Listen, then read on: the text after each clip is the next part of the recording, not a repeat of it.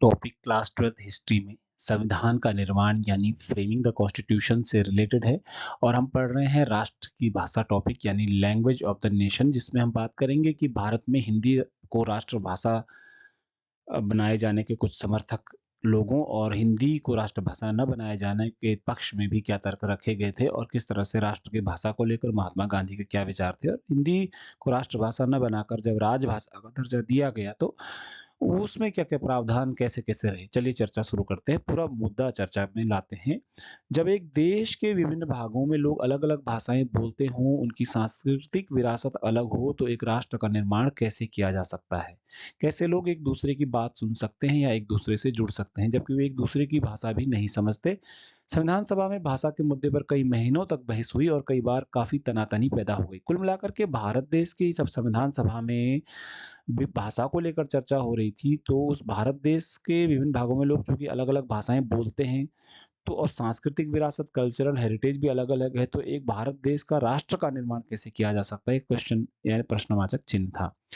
लोग एक-दूसरे की बातें कैसे सुनते, कैसे एक-दूसरे से जुड़े, जबकि एक-दूसरे की भाषा वो नहीं समझते, इस पर बहुत महीनों तक संविधान सभा में बहस हुई और तनातनी और गरमा-गरमी हुई।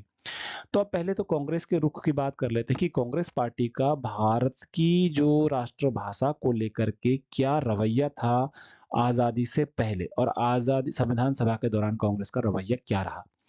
तो सन 30 का दशक है, यानी सन 1920, 21, 22, 23 की बात है। तो 30 के दशक में कांग्रेस ने यह मान लिया था कि हिंदुस्तानी भाषा को राष्ट्रीय भाषा का दर्जा दिया जाना चाहिए। यानी कांग्रेस पार्टी का मानना था कि हिंदुस्तानी जो है भारत की राष्ट्रीय भाषा राष्ट्रभाषा होनी चाहिए।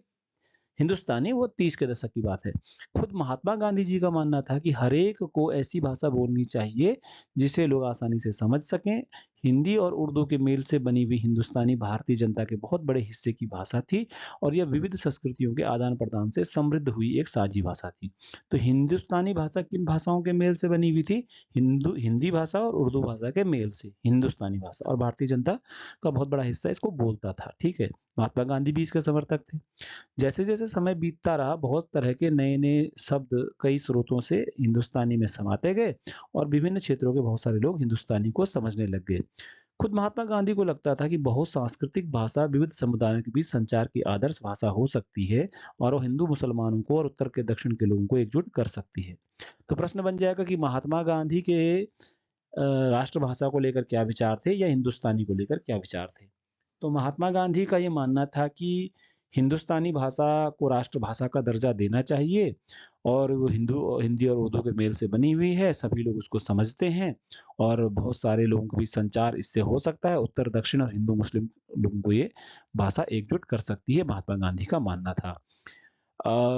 इसके अलावा लेकिन दिक्कत कहाँ पर हुई? हिंदुस्तानी को लेकर के विवाद कब पैदा हुआ? जब 19वीं सदी का जो आखिर का दौर था, जब देश में सांप्रदायिकरण हो रहा था, धर्म के नाम पर झगड़े बढ़ रहे थे, तो फिर हिंदुस्तानी भाषा भी बदलने लग गई। अब हिंदुस्तानी चूँकि हिंदी और उर्दू का मेल था, तो सांप्रदायिक टकराव जब बढ़ रहे थे हिंदू-मुस्लिम में, तो हिंदी और उर्दू एक-दूसरे से दूर जा रही थी। यानी हिंदी भाषा और उर्दू भाषा में को धर्मों से जोड़ा जा रहा था, उर्दू को मुसलमानों से और हिंदी को हिंदुओं से।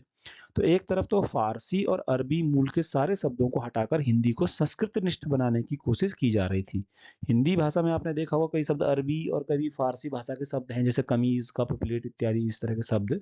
तो हिंदी भाषा को संस्कृतनिष्ठ बनाए जाने की कोशिश हो रही थी ताकि उसको शुद्ध बनाया जा सके। दूसरी तरफ उर्दू भाषा को भी फ़ारसी भाषा के नज़दीक किया जा रहा था या उसके नज़दीक वो होती जा रही थी। इस तरह से जो है इसमें एक सांप्रदायिकरण हो रहा था। नतीजा ये हुआ कि भाषा भी धार्मिक पहचान की राजनीति का हिस्सा बन गई।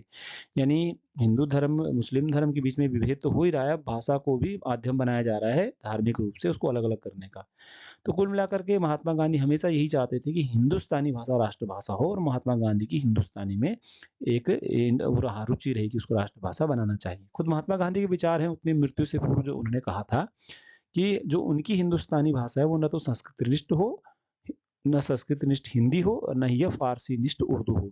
ये दोनों का सुंदर मिश्रण होना चाहिए। उसे विभिन्न क्षेत्रीय भाषाओं से शब्द खुलकर उधार लेने चाहिए और विदेशी भाषाओं से ऐसे शब्द लेने में कोई हर्ज नहीं है जो हमारी राष्ट्रीय भाषा में अच्छी तरह से घुल जाएँ। इस प्रकार हमारी राष्ट्रीय भाषा एक समृद्ध हो, शक्तिशाली भाषा होनी चाहिए जो मानवीय विचार, भावनाओं को अभिव्यक्ति दे सके। तो ये महात्मा गांधी के राष्ट्रभाषा को लेकर के विचार थे कि वो हिंदुस्तानी को राष्ट्रभाषा बनाना चाह रहे थे। अब मुद्दा यहाँ पर ये आता है कि संविधान सभा में बहसें क्या हुई, तो कल इस पे हम मुद्दे पर चर्चा करेंगे कि मुख्य रूप से संविधान सभा में क्या बहसें हुई, किसने क्या कहा। आज की वीडियो में इतना ही।